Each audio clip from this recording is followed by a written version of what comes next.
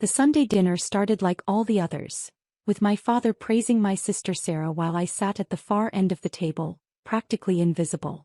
It was March 15, 2024. 3:47 p.m. I remember the exact time because I was checking my phone hoping for an excuse to leave early. I should have trusted that instinct. My entire extended family had gathered at my parents' house in Westchester. All 23 of them. Aunts, uncles, cousins, grandparents. The dining room was packed, the air thick with the smell of my mother's pot roast and the sound of overlapping conversations. Sarah sat at my father's right hand, her engagement ring catching the light every time she moved. A massive 3-carat diamond that her fiancé Marcus Thornton had given her 6 months ago. Marcus Thornton, whose father happened to be Senator Richard Thornton of New York.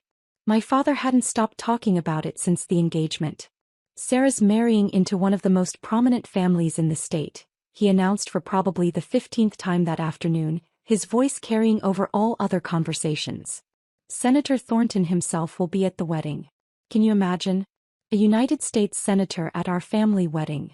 My mother beamed. We're so proud of you, sweetheart. Sarah smiled graciously, playing with her ring. Marcus is wonderful. His whole family is wonderful. I focused on my plate, cutting my pot roast into smaller and smaller pieces. This was my role at family gatherings, to be quiet, to be small, to not draw attention. The wedding is going to be at the Thornton estate, my father continued. 300 guests. The governor might even attend.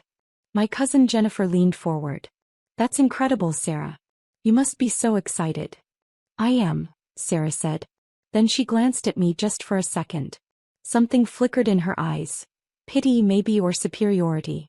It's going to be a very exclusive event. Only certain people are invited. My Aunt Linda laughed. Well, of course. You can't invite everyone to a senator's estate. That's when my father set down his fork. The sound of metal hitting china made several people look up. Actually, he said, his voice taking on that serious tone I'd learned to dread, we need to discuss something. The room went quiet.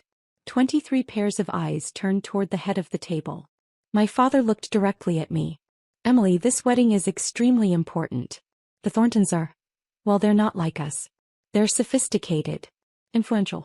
People who matter. My stomach tightened. I knew where this was going. What your father is trying to say, my mother interjected, her voice gentle but firm, is that we need to make the right impression.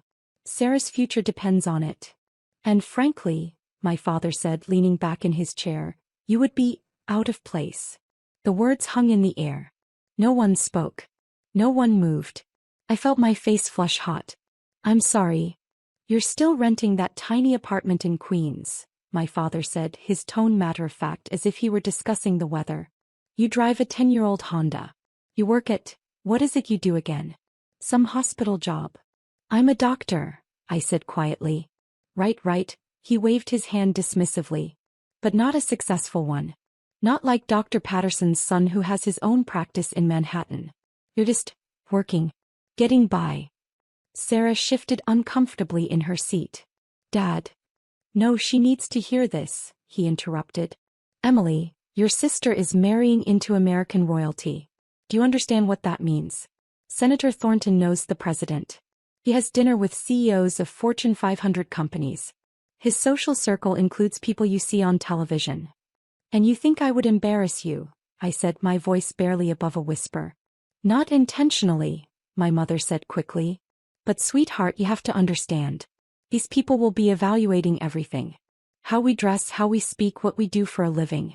They'll be judging whether Sarah comes from the right kind of family. My father nodded.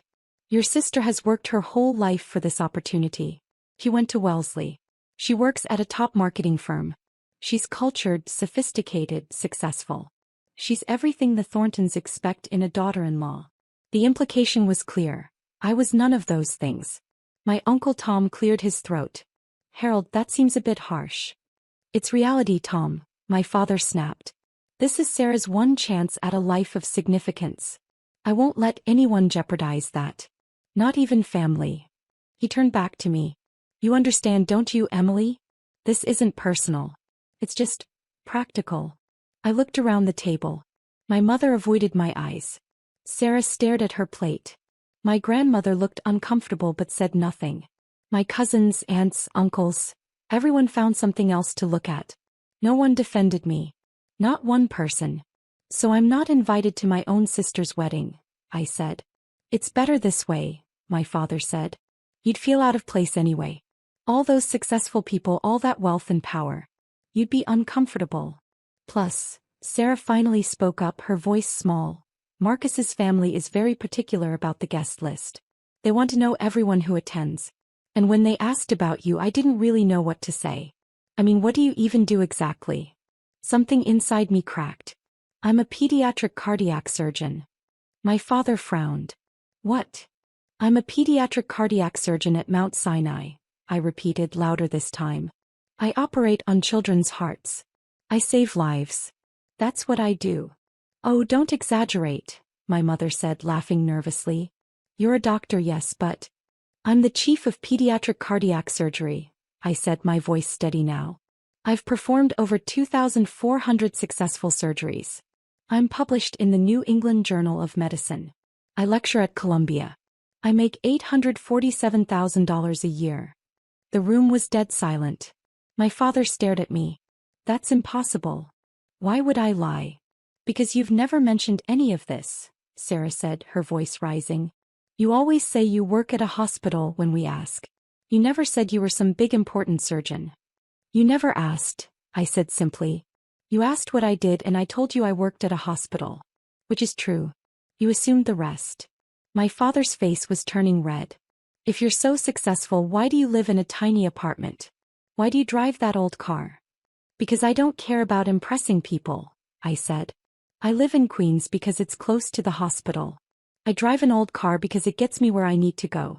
I spend my money on things that matter. I donate to children's charities, I fund medical research, I pay off my students' loans. I don't believe you, my father said flatly. I reached for my phone, pulled up my hospital ID and slid it across the table. Dr. Emily Chin, Chief of Pediatric Cardiac Surgery. He stared at it. My mother leaned over to look. Sarah grabbed it from his hands, her face going pale. This doesn't change anything, my father said, pushing the phone back toward me. Even if this is true, you've spent years making us think you were nobody. You let us believe you were a failure. What kind of person does that? The kind who wanted to see if her family loved her for who she was, not what she accomplished, I said. That's manipulative, Sarah hissed. No, I said, standing up. What's manipulative is uninviting your sister from your wedding because she doesn't fit your new image. I looked around the table one more time. 23 faces staring back at me. Some shocked, some confused, some angry. Not one looked apologetic. Enjoy the wedding, I said. I hope it's everything you wanted. I walked out of that house at 4:23 p.m. I got in my old Honda and drove back to my apartment in Queens.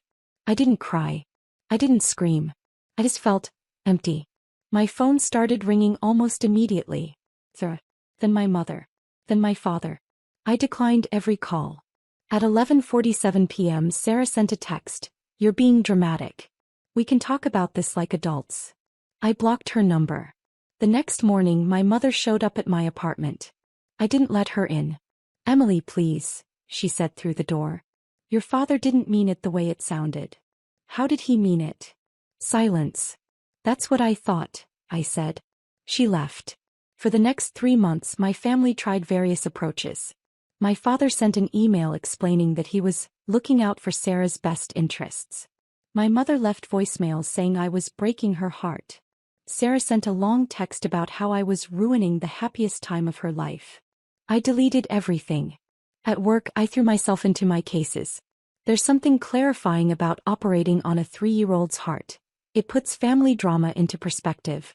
Every successful surgery, every child who got to go home healthy, reminded me what actually mattered. My colleagues knew something was wrong, but I didn't elaborate. Dr. Patricia Williams, my mentor and the former chief before me, cornered me one day in the surgeon's lounge. You're working too much, she said. I'm fine. Emily. She sat down across from me. I've known you for 12 years. You're not fine. I told her everything. She listened without interrupting, her face growing more serious with each detail. When I finished, she was quiet for a long moment. I'm sorry, she finally said. That's unconscionable. It is what it is. No, she said firmly. It's not. Your family doesn't deserve you, Emily. You're one of the finest surgeons I've ever worked with. You've saved more children than most doctors will in their entire careers. You're brilliant, compassionate, dedicated. If they can't see that, they're blind. They see what they want to see. Then let them see the truth. She paused. Sarah's wedding is in 2 weeks, right? I'm not going. I'm not suggesting you should. Dr. Williams smiled slightly. But you know how small the medical community is in New York. Word gets around. If someone were to mention your work to the right people. I shook my head. I'm not trying to embarrass them. I'm not talking about embarrassment, she said. I'm talking about truth. You've hidden your light for too long, Emily. Maybe it's time to let it shine. I didn't respond, but her words stayed with me. The wedding was scheduled for Saturday, June 8th, at the Thornton family estate in Greenwich, Connecticut. I knew because my mother had sent me 17 emails about it before I blocked her address too. I worked a double shift that day performing 2 complex surgeries. A 4-year-old with a ventricular septal defect and a 7-year-old with tetralogy of Fallot. Both successful. Both children stable and recovering. I got home at 8:30 p.m., exhausted but satisfied. I ordered takeout, changed into comfortable clothes and settled in to watch a documentary. My phone rang at 9:15 p.m. Unknown number. I almost didn't answer. Hello. Dr. Chin. A woman's voice, professional and crisp. Yes. This is Catherine Thornton. I'm Senator Thornton's wife and Marcus's mother. I sat up straight. Mrs. Thornton. How did you get this number? Your hospital gave me your service and they patched me through. I apologize for calling so late, but this is urgent. She paused. Dr. Chin, I need your help. Is someone hurt? My grandson, my son Jonathan's boy, Charlie. He's 3 years old. He collapsed this afternoon during the rehearsal dinner. We rushed him to Greenwich Hospital. They stabilized him, but the doctors here say he needs immediate surgery. A complex congenital heart defect they didn't catch earlier. My mind shifted immediately into doctor mode. What's his diagnosis? Transposition of the great arteries with a ventricular septal defect. The cardiologist here says it's complicated by, she paused, clearly reading from notes, abnormal coronary artery anatomy. Dr. Chin, they said he needs the best pediatric cardiac surgeon in the tri-state area. When I called Mount Sinai, they said that's you. Where is he now? Still at Greenwich Hospital.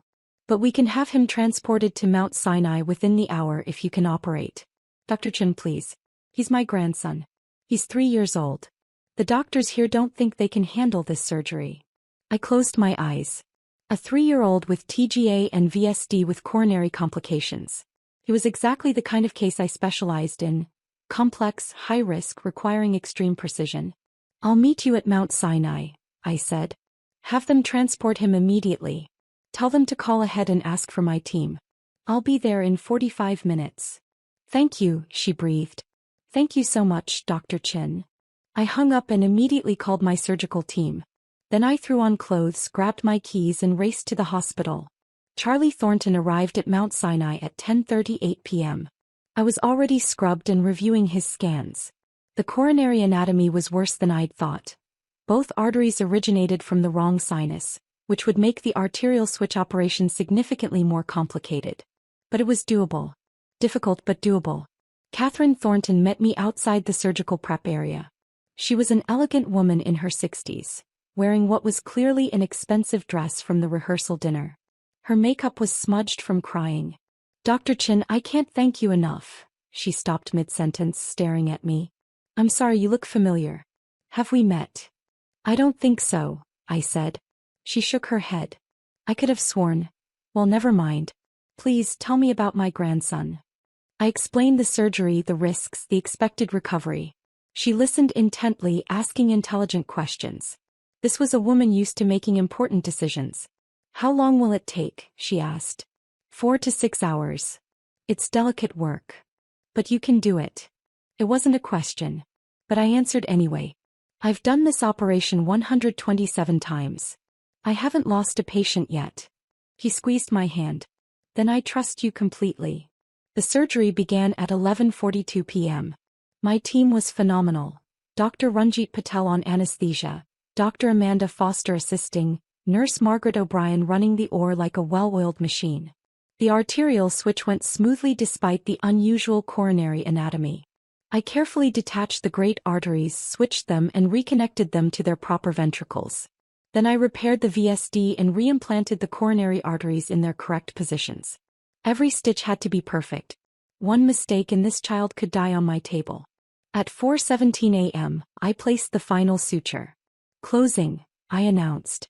By 5:30 a.m., Charlie was stable and being moved to pediatric cardiac ICU. I found Catherine Thornton in the waiting room, along with Senator Thornton himself and their son Jonathan, Charlie's father. All three looked exhausted and terrified. "He's going to be fine," I said immediately. Catherine burst into tears. Jonathan grabbed his father's shoulder, his own eyes filling. Senator Thornton, a man I'd seen on television countless times, always poised and commanding, looked like he might collapse from relief. "The surgery was successful," I continued. "His heart is functioning normally. Barring any complications, he should make a full recovery." "Can we see him?" Catherine asked. "Soon. He's still unconscious, but you can sit with him in the ICU. A nurse will take you up." "Dr. Chin," Senator Thornton said, his voice rough with emotion. "You saved my grandson's life. I don't know how to thank you." "No thanks necessary, Senator. It's my job." "No," he said firmly. "This was more than a job. You left whatever you were doing on a Saturday night, came in on your day off and spent 6 hours saving a child you'd never met. That's not just a job. That's a calling." I smiled slightly. "I love what I do." Catherine took my hands. "You must come to the wedding today. Please. I insist." I froze. "The wedding? My son Marcus is getting married this afternoon at our estate," she said. "It's the least we can do after what you've done for us. Please say you'll come. I'd be honored to have you there."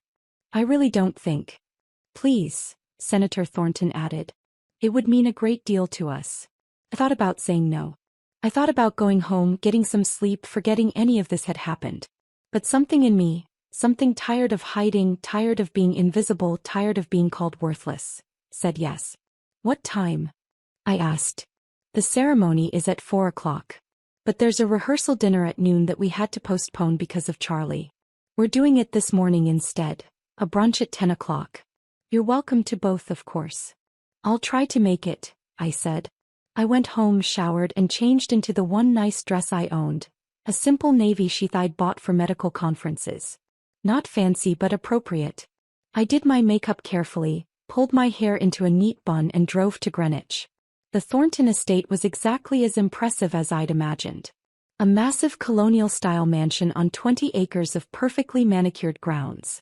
A white tent had been set up on the lawn for the ceremony, and I could see workers rushing around making final preparations. I arrived at the rehearsal brunch at 10:47 a.m. A valet took my car. A staff member directed me to the terrace where brunch was being served. And there, sitting at a long table, was my entire family. My mother saw me first. Her mouth fell open. My father turned, following her gaze, and went completely still. Sarah, sitting next to Marcus Thornton, looked like she'd seen a ghost. "Emily," my mother whispered. Before I could respond, Catherine Thornton swept over with Senator Thornton beside her. Everyone," she called out, getting the attention of all 50 or so guests. "I want to introduce someone very special. This is Dr. Emily Chin, the surgeon who saved our grandson Charlie's life last night." The entire terrace erupted in applause. I stood there, frozen, as Catherine pulled me toward the table. Dr. Chin performed emergency surgery at 2 in the morning and spent 6 hours saving Charlie. He's going to make a full recovery thanks to her. Senator Thornton raised his glass. "To Dr. Chin, one of the finest surgeons in the country and a remarkable human being." "To Dr. Chin," everyone chorused. My father's face had gone from pale to bright red. My mother looked like she might faint. Sarah was gripping Marcus's arms so hard her knuckles were white. "Please sit with us," Catherine said, guiding me to the head table, right next to where my parents were sitting. I sat down. My father opened his mouth, then closed it. Then opened it again. "Emily," he finally managed. "What are you doing here?" Mrs. Thornton invited me, I said calmly. But how do you know the Thorntons? I told you, Catherine said, overhearing. She saved Charlie's life. My grandson had emergency heart surgery last night. Dr. Chin is the chief of pediatric cardiac surgery at Mount Sinai. My mother made a small choking sound. Marcus turned to Sarah. Your sister is Dr. Emily Chin? The Dr. Emily Chin. Sarah nodded mutely. Honey, Marcus said, his voice confused. Why didn't you mention your sister is one of the most renowned pediatric cardiac surgeons in New York? My father's been trying to get a meeting with her for months. She's advised on healthcare policy, she's revolutionized surgical techniques. I didn't know, Sarah whispered. How could you not know your own sister is famous? Marcus asked. I'm not famous, I interjected quietly. I'm just good at my job. Just good. Senator Thornton laughed. Dr. Chin, you're being modest. I've read your papers on minimally invasive cardiac surgery in infants. Groundbreaking work. The medical community considers you one of the leading experts in the field. My father was staring at me like he'd never seen me before. I tried to tell you, I said to him. At dinner. 3 months ago. You didn't believe me. You said you were a surgeon, he said weakly. You didn't say you were. This. You didn't ask. Jonathan Thornton, Charlie's father, came over then with his phone. Dr. Chin, I just texted my wife a photo of you. She wants to thank you personally when she wakes up. She's been sitting with Charlie all night. No need, I said. I'm just glad he's doing well. Charlie's alive because of you, Jonathan said, his voice thick. My son gets to grow up because you were willing to drop everything on a Saturday night. Our family owes you a debt we can never repay. He pulled me into a tight hug. Over his shoulder I could see my family watching. My mother's eyes were filled with tears. My father looked like he'd been punched in the stomach. Sarah was whispering urgently to Marcus. The brunch continued. I tried to eat, but people kept coming up to thank me, to ask about my work, to tell me about their own family members with heart conditions. Catherine introduced me to what felt like every guest, each time repeating the story of Charlie's surgery. My family said nothing. They sat there watching as the Thorntons and their guests treated me like an honored hero. At one point my father tried to approach me. Emily, we need to talk. Not now, I said quietly. But. Not now, Dad. He retreated. The wedding ceremony at 4 o'clock was beautiful. Marcus and Sarah exchanged vows under the white tent while 300 guests watched. Sarah looked stunning in her Vera Wang gown. Marcus looked happy. I sat in the 5th row, next to a state assemblyman and a federal judge. My family sat in the 2nd row, but I could feel them glancing back at me throughout the ceremony.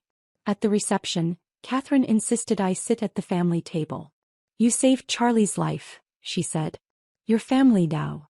So I sat at the head table next to Senator Thornton, while my parents and extended family sat at table 7. During dinner the senator leaned over. I have to ask, Dr. Chin. Your family seems surprised by your presence. We're not very close, I said carefully. He studied me for a moment. I see. Well, their loss is our gain. I meant what I said about wanting to meet with you. I'm working on healthcare legislation, specifically regarding pediatric cardiac care accessibility.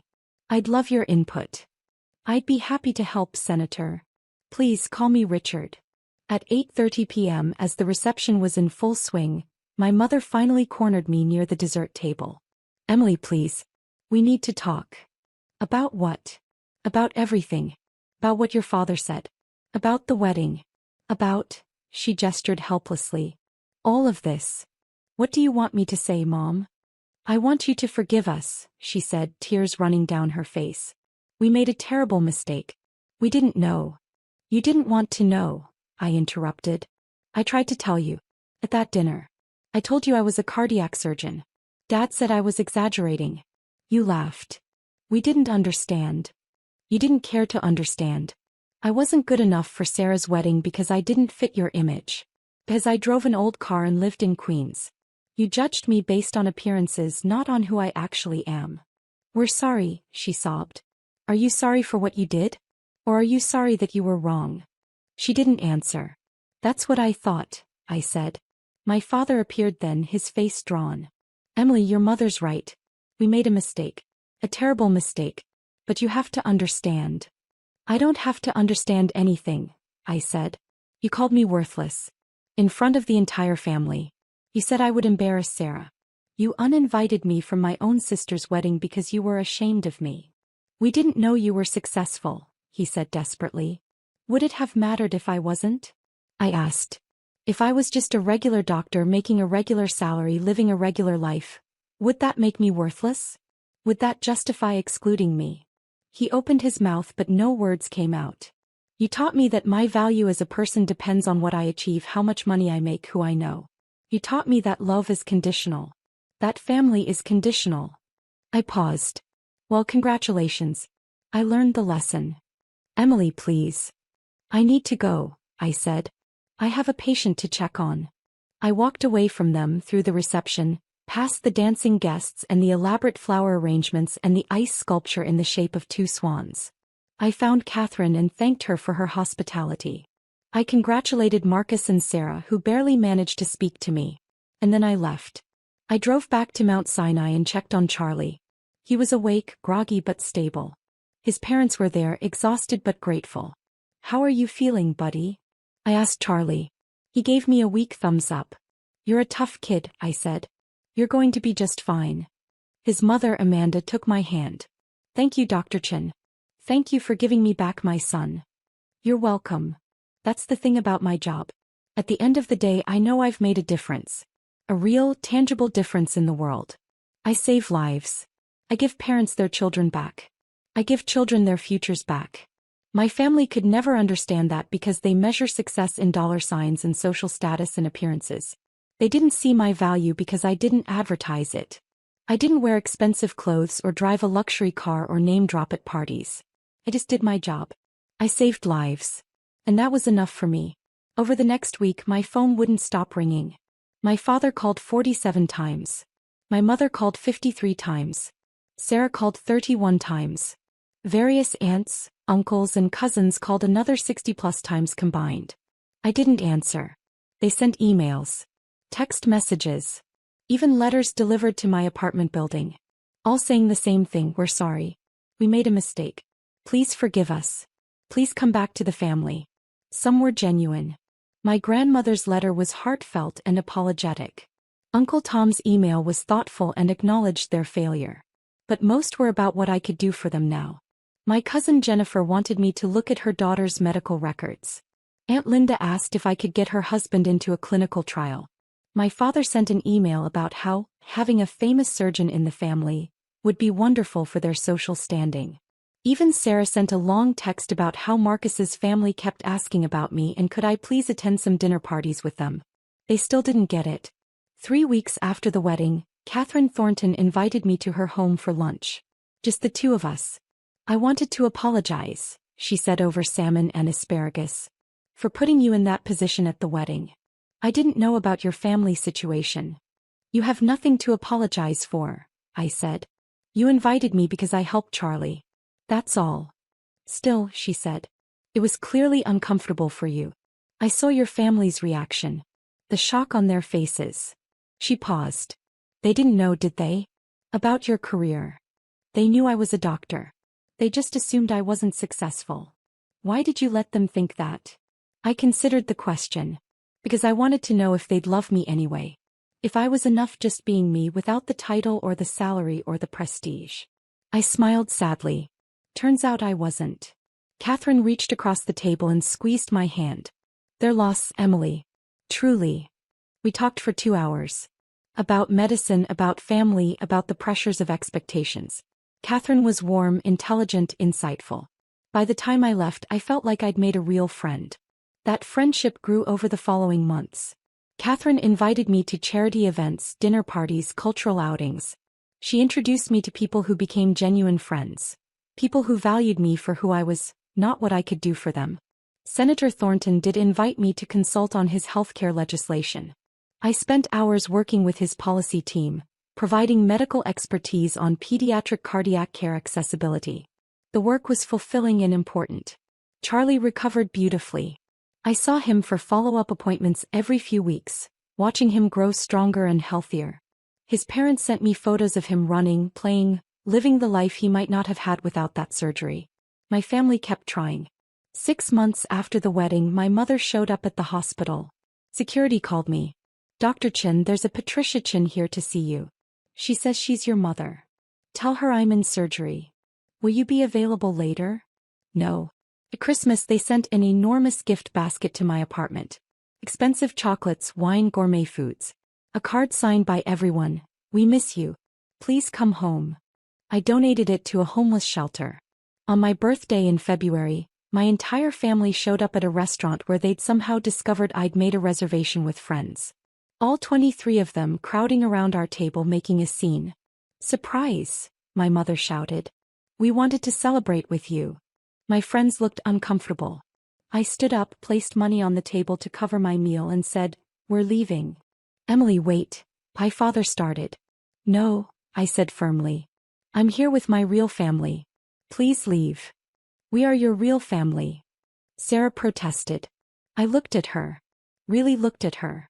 She'd lost weight. Her eyes had dark circles. She looked stressed and unhappy despite her fairy tale life with Marcus. "You're people I'm related to by blood," I said. "But you're not my family. Family doesn't call each other worthless. Family doesn't exclude each other out of shame.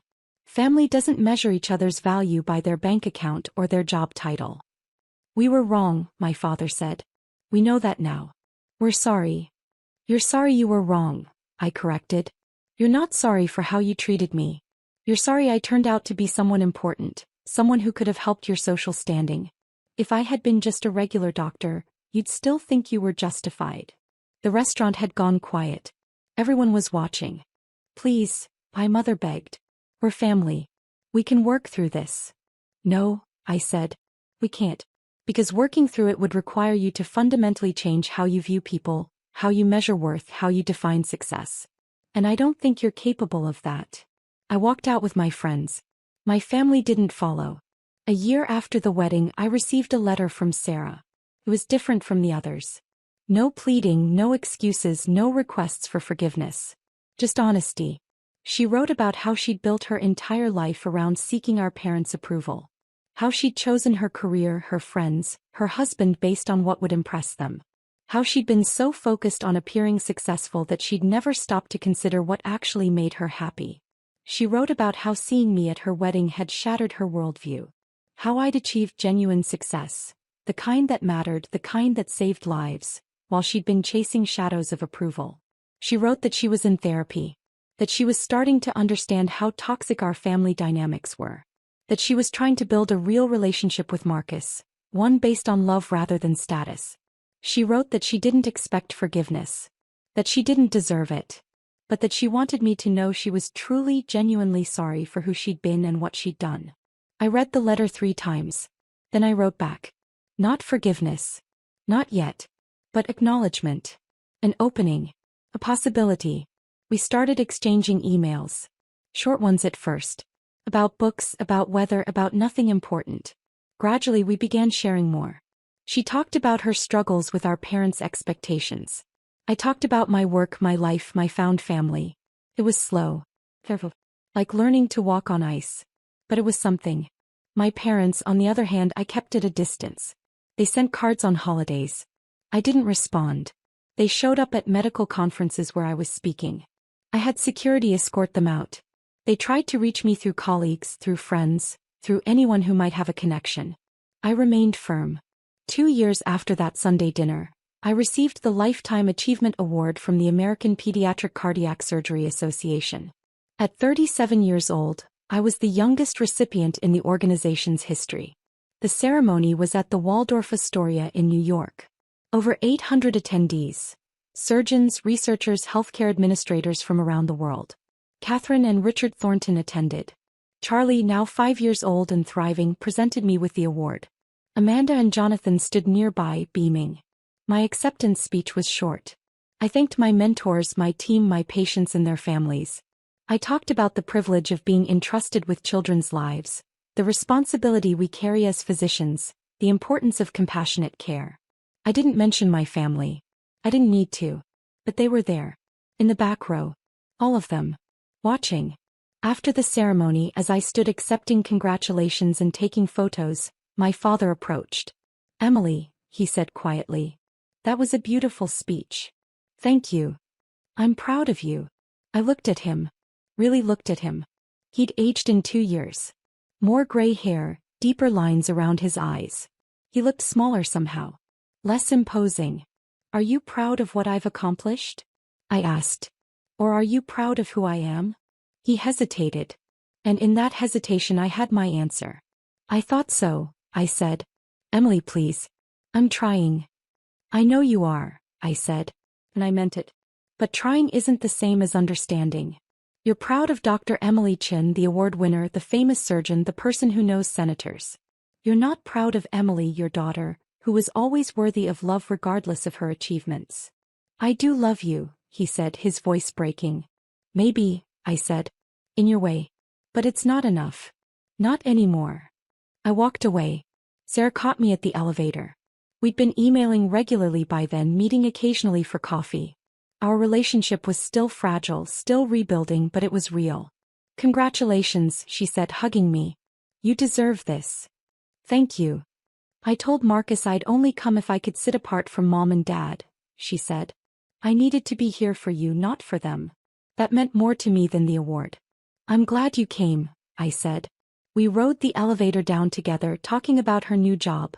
She'd quit the marketing firm and started working for a nonprofit. The pay was less, but she seemed happier. Outside, Catherine and Richard were waiting with Charlie. "Dr. Chin." Charlie shouted, running over. He was healthy, energetic, a normal 5-year-old with a bright future. "Hey buddy," I said, scooping him up. "Did you like the party?" "The cake was good," he said seriously. "Can I have another piece?" Everyone laughed. That night I went home to my apartment in Queens. The same apartment I'd lived in for years. I'd thought about moving, about getting something bigger, fancier. But I liked it here. It was close to the hospital. It was home. I changed into comfortable clothes, made tea, and sat by the window looking out at the city. My phone buzzed. A text from Dr. Williams. "Congratulations, Dr. Chin. Well deserved. See you Monday for that HLGS case. Cheese. Hypoplastic left heart syndrome. A complex 3-stage surgery performed over the course of years. The family had specifically requested me." I texted back, "Wouldn't miss it. That's the thing about my life now. It's full. Not with people who claim to love me because of what I've achieved, but with people who value me for who I am. My colleagues who respect my skill but also know I ugly cry at sad movies. My friends who call me at 2 a.m. when they need someone to talk to. My patients' families who trust me with their most precious treasures. Sarah, slowly becoming a real sister rather than a competitor. Catherine, who became the mother figure I'd always needed. Charlie, who reminded me why I do what I do. This is my family now. Family I chose. Family that chose me back. As for my parents, they still try. Cards on birthdays. Invitations to dinner. Requests to talk things through. I don't hate them. I don't even resent them anymore. I've simply accepted that they are who they are and I am who I am, and sometimes those two things don't align. Maybe someday we'll rebuild something. Maybe we won't. But I'm okay either way. Because I finally learned the lesson they tried to teach me, just not in the way they intended. My worth doesn't depend on their approval. It never did. I'm Dr. Emily Chin. I save children's lives. I advance medical science. I make a difference in the world.